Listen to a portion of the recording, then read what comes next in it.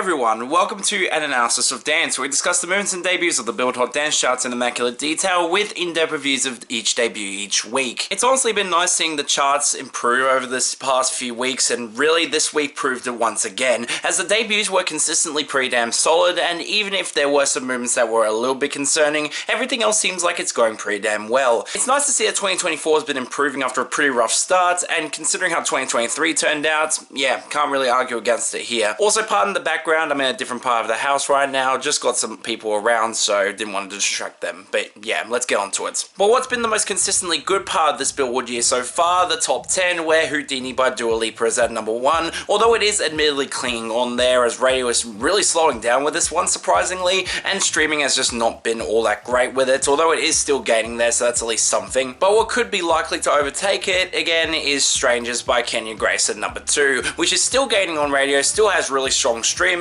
and if it wasn't for Nicki Minaj's album bomb taking a bit of that streaming away, it would be rebounding on the Hot 100 as we speak. Unfortunately, the lack of competition means that I'm Good Blue by David Guetta and BB Rexa was able to rebound up to number 3, but given that it's losing hard across the board and really is out of Hot 100 territory, when any sort of song with any sort of momentum comes along, this could get knocked down yet again. I mean, obviously that's not going to be My House by Beyonce, which fell down to number 4 after the debut as it loses hard across the board, with radio not being on board with it and streaming starting to fall off. But I'm more referring to the momentary boost that DJ Play a Christmas Song by Cher will get, as it's still at number 5. And look, while it is weird that it's kind of stalled out on the bubbling under, it's still gaining huge on radio, and even if streaming is not on board, it's going to get on board around Christmas season. This might end up overtaking in the next few weeks. But then there's a debut that I quite frankly had no expectations would hit as high as it did, debuting at number 6, Leave Me Alone by Fred Again and Baby Keem. Now look, this one's still got absolutely huge streaming momentum. Seriously, the numbers for this one were insane for a debut, but man, it needs radio support if it's going to get any higher, and yes, obviously the streaming is going to fall back come next week, but the fact that Fred Again debuted this one as a lead artist as his biggest song to date, yeah, that's a really promising sign for him going forward, especially with 10 holding on as well. He's having a great year so far. And because of this high debut, some songs below it saw some considerable knocks, with Ecstasy by Suicidal Idol at number 7, and Prada by Cassie Ray and D-Block Europe at number 8, which are both losing hard on streaming, so it's not really all that surprising there. And it's also the case for Ella Verga by Alex Favela, Grupo Marca de Estrada and Joaquin Medina at number 9, and Lovely Bastards by Yatashi Gang and Zweihander at number 10.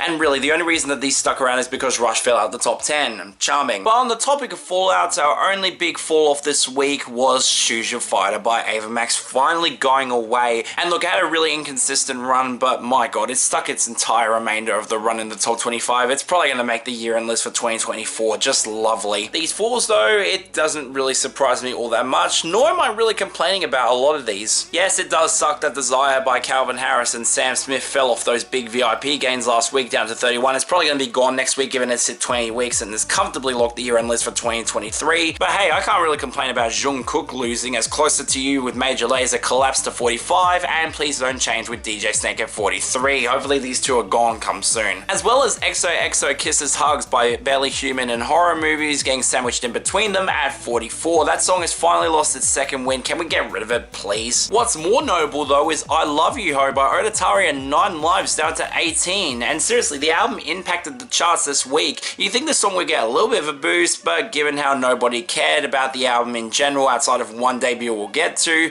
this song saw a considerable knock, especially being a later track on the album. Just lovely. But seriously, what the hell replaces these? Well, in our comebacks, dear lord, nothing of interest at all. I mean, I'm not complaining that Jungle by Alok and the Chainsmokers featuring Mae Stevens rebounded to 49. It seems to be getting a second win, which is fine by me. But seriously, why is The Dance Floor by Mark Mysterio at 40? Who is letting this fake-ass song get any sort of chart momentum? It's not remotely good. Seriously, why is this getting any sort of momentum? It's barely got anything going for it. Even worse, our only jump this week was Stuck Inside by Black Griffin, Basic, The Living Tombstone, and Kevin Forster up to 34, although it is only because of a remix that's admittedly even worse, and I'd rather not acknowledge it here, but still, I don't expect it to last really at all, especially given the backlash said remix has gotten. So yeah, only 4 debuts this week, and let's start off with something I quite frankly had no expectations would ever chart. Number 50, for Morant, Better Luck Next Time by Truise.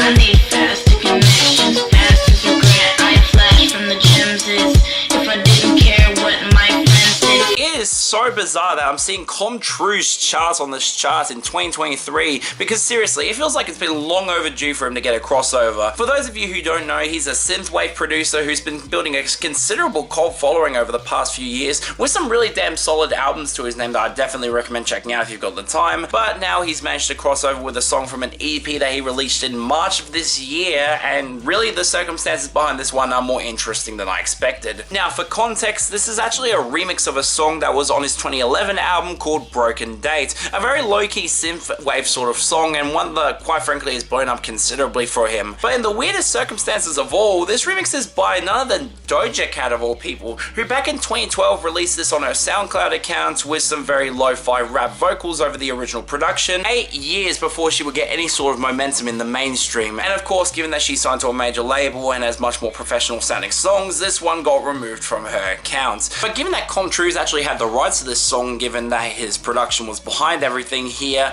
he was actually able to obtain the song and re-release it under his own name. And look, I'm not exactly all that upset that Truise re-released this song without Doja Cat on the credits. Really, that doesn't really surprise me given that it was his original song that she sampled, uncleared. And man, I can't really argue against it either because this song is absolutely fantastic and I'm genuinely really surprised how much I really liked it. I mean, obviously it's a prototype of what Doja Cat will get to do years later, but her rapping on this song is really fitting for this sort of production. She's got this very lo-fi, almost smothered sound to it that creates this really unique atmosphere that a lot of other TikTok-leaning songs really don't nail in the same way, and really should be no surprise that the production from Truise is excellent, where the song has honestly aged way better than I'd ever expected for a song from 2011, with that pounding synthwave beat and some really nice use of compression and melodies to create a really unique vibe that I really liked. It's the sort of song where it makes total sense why TikTok got on board with it, and also why Doja Cat had some faith in this production to begin with. So yeah, this is absolutely a great discovery and I'm really happy that I was able to cross over. I don't expect it to really last given how long it's been out already, but still, this could be a genuinely great change of pace if it becomes a hit. Great song, I really like it. Number 36, Daughter DUSK by Odetari.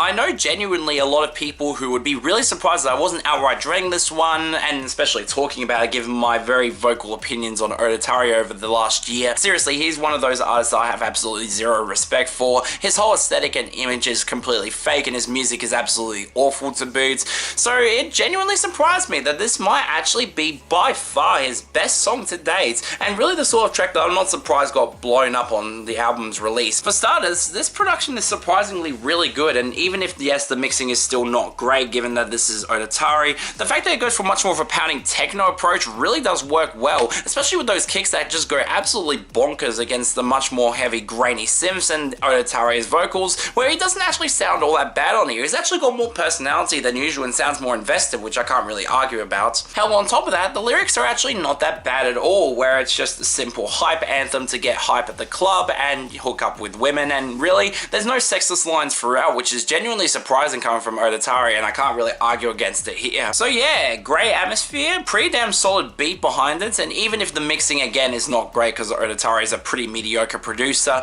the fact that this actually turned out really damn good, yeah, I'm genuinely surprised by that. And if it is actually able to stick around like Hypnotic Data did for the last album release, I can't really complain there. This is actually a really good song, I like it. Number 14, 42 by Diplo and Maren Morris. Till the sun go down, pour another round. Yeah, I've been sipping on you, doing what we do. Turn that music loud, they gon' hate us now. Love when you. Okay, now this one also was another case of a song that I should have outright dreaded, especially given that it's Diplo working with a country singer, and even if Maren Morris's comments on country music have really rubbed me the wrong way, seriously, I could go into length about this. The fact that she was working with Diplo was honestly not really a good sign, and okay, this is actually pretty damn solid too. I mean, Diplo ditched the country elements of his Thomas Wesley alias in favor of just a straightforward progressive house song, with some really nice synths and a really great build-up that goes into some pretty damn solid drops that have a really really nice, crisp, disco-y atmosphere, which for a song of this kind is genuinely really nice to hear out of Diplo. It kind of reminds me of his self-titled album in many ways, and that album's only gotten better with time, so that's not a bad thing at all. Honestly though, if there was one element of this that really dragged it down for me, it was Maren Morris. And look, while the vocal production is definitely part of the problem here, as her voice clips the front of the mix and sounds really awkward, she goes for a much more screechy vocal approach that just does not work for me at all. And even if, yes, she does sound better here than she did on Zed's collabs, and I honestly would take her doing more of this than any of her bland pop stuff, the fact that she still sounds like this on this song is just not great. But still, it's perfectly fine, really damn solid, and honestly, if this sticks around, I wouldn't argue about it either. It's actually pretty damn good. And finally, number 6, Leave Me Alone by Fred Again and Baby Keem. I can turn you on in an instant. Everybody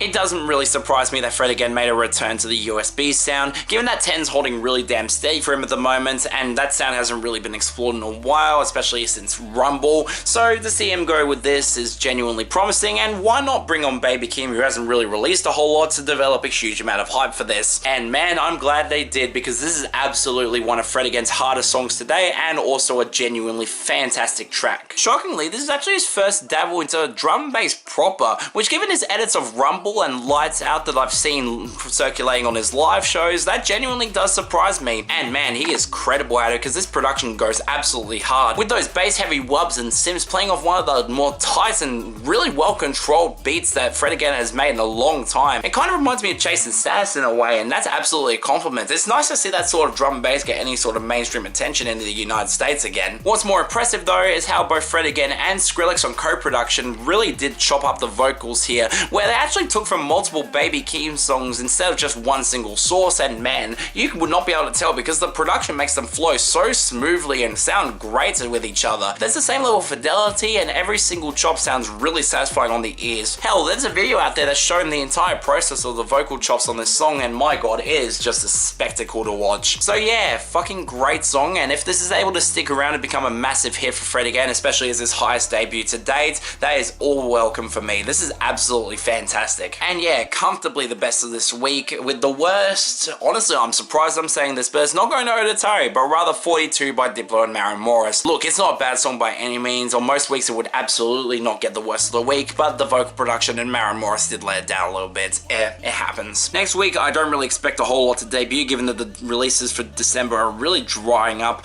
but hey, I said the same thing for the last 2 weeks and look what happens. But yeah, that's all for this episode of an analysis of dance. See you next time.